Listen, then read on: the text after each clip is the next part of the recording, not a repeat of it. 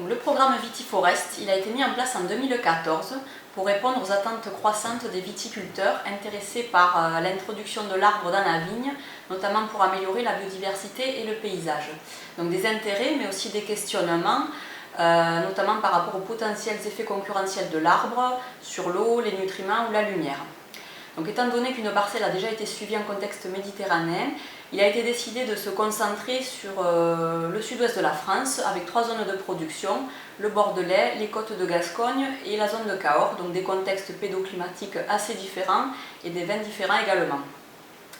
Le projet Vitiforest il a été construit autour d'une équipe pluridisciplinaire avec 4 axes d'études qui permettront de décrire l'impact de l'arbre sur le microclimat de la parcelle, sur le comportement agronomique de la vigne, sur la biodiversité et également quelques réflexions sur les aspects technico-économiques. Donc, une des premières actions de Vitiforest a été d'identifier un réseau de parcelles agroforestières avec d'un côté 3 parcelles dites fonctionnelles et de l'autre 3 parcelles nouvellement plantées. Donc, rapidement, on a pu faire le constat qu'il y avait une diversité de projets qui finalement est à l'image de la diversité des viticulteurs et de leur motivation. Donc, les parcelles se distinguent notamment par l'agencement des arbres dans la vigne, par les distances de plantation ou par le choix des espèces végétales. Au niveau des suivis réalisés, le volet microclimatique a été encadré par le CESBio et s'est alimenté en grande partie des travaux de thèse de Juliette Grimaldi.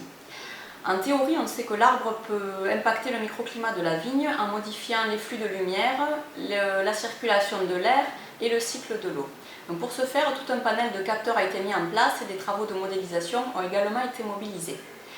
Au niveau des résultats, on a pu observer un effet couloir avec une baisse des températures maximales sur la vigne à proximité des arbres, et ce notamment lors de journées avec forte évapotranspiration. La modélisation permet également de prédire l'effet de l'ombrage sur la vigne avec a priori 1 à 2 fois la hauteur de l'arbre, donc impact sur les vignes situées au nord des arbres, et un impact aussi par rapport à l'atténuation de l'air équivalent à 2 à 4 fois la hauteur de l'arbre.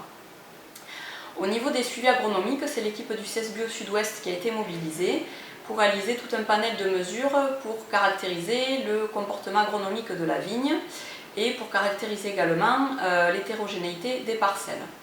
Donc, à l'issue de ces travaux, on a pu valider la pertinence des outils utilisés à l'échelle parcellaire et on peut aussi constater qu'après 9 années de coplantation, l'arbre n'a pas d'impact sur la vigne. Au niveau de la biodiversité aérienne, on n'a pas réussi à montrer un effet marqué et homogène de l'arbre sur les arthropodes épigés et du feuillage de la vigne. Donc, on a observé une grande variabilité interannuelle et entre les sites. Et au niveau des ravageurs de la vigne, ce sont les mêmes tendances, il n'y a pas d'effet marqué.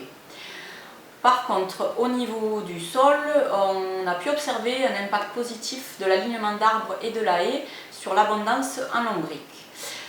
Toujours au niveau du sol, par contre, pas d'effet marqué de l'arbre sur les abondances et les communautés microbiennes.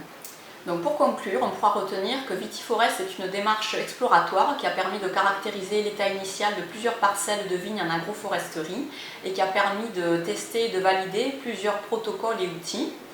Il a été montré aussi qu'après 9 années de coplantation, il n'y a pas encore d'effet concurrentiel de l'arbre sur la vigne.